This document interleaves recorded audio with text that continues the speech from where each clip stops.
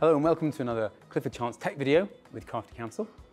I'm Jack Hardman, the counsel at Clifford Chance in Dubai.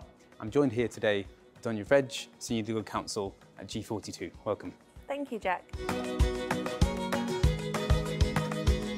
The role of an in-house counsel encompasses a wide range of responsibilities, and I think that has definitely evolved over time as a result of the changing environment, partly advances in technology, globalization, introduction of legislation such as data protection and so on. So first and foremost, I think lawyers today in-house need to be business leaders as well as lawyers, right? They need to be commercially driven.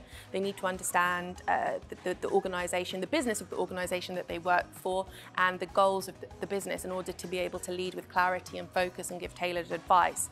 But there's also, I think, a special relationship that can occur between the GC in particular and the CEO, where there's quite a lot of engagement. The GC can be seen as someone to, help lead the company and collaborate with some of the C-suite, provide perhaps stability as well, and also influence change, but also be a sounding board on certain issues, and they have the opportunity more than ever, I think, to add value to the business. So that's one aspect. The other kind of skill, I guess, that in-house lawyers now today more than ever, particularly in a tech company that is fast-paced, needs to have is one, to be a risk mitigator, really. They have to be focused on protecting the company, the reputation of the company, its brand, and particularly have responsibility for the area where, I guess, regulation intersects with tech.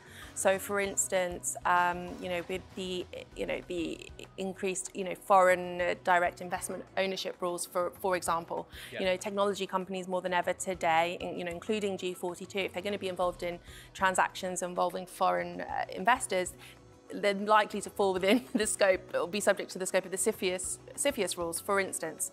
In the US. Yeah, in the US.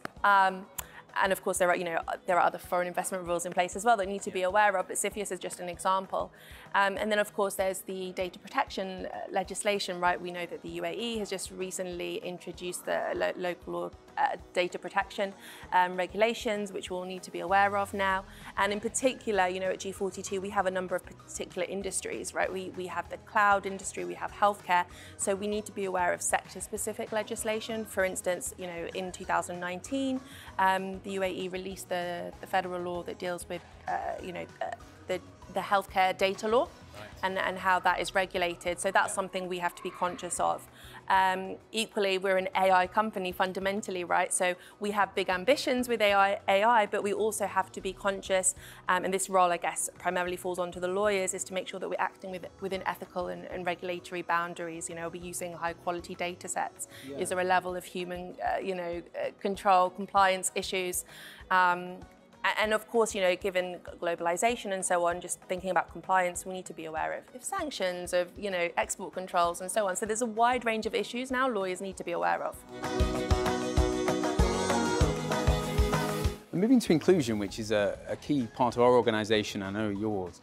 How do you maintain that culture of inclusiveness in such an evolving and fast business?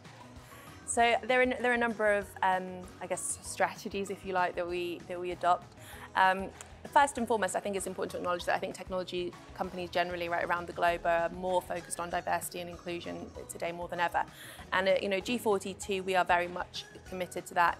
In particular, we have like a third of our workforce who are females, and a lot of women hold senior positions, scientific positions. So, for example, our deputy GC is female.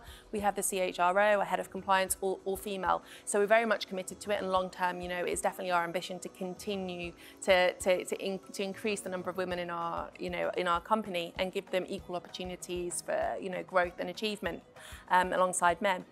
And I guess some of the things that we've done that have led to that successful inclusiveness is number one, I think, is starting from the top, right? Is educating leaders and making sure that the executives are also on board and understand the importance of diversity and inclusion, because I think ultimately that filters down to all of the rest of the employees.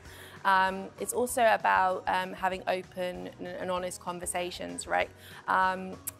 Allowing employees to voice their concerns. You know, I feel very comfortable at G42 if there's ever a concern, which rarely there is, but if there is, I know I can voice it without, you know, fearing the worst, basically. So it's a great kind of open culture in that respect. And then, of course, in our hiring strategy as well. And I think, you know, even our legal team has kind of, I think, led by example in the sense that our team is comprised of a number of lawyers, female. In fact, most of our team is female. That's not obviously been planned, you know, just by chance. But it's amazing to see. We have lawyers from private practice, from in-house backgrounds, from legal tech startups, different nationalities, different backgrounds. And so already, you know, it just creates a really amazing place to work at. Well, thank you, Donya. Thank you for joining today. That was fantastic. Really appreciate your time. Thank you so much, Jack.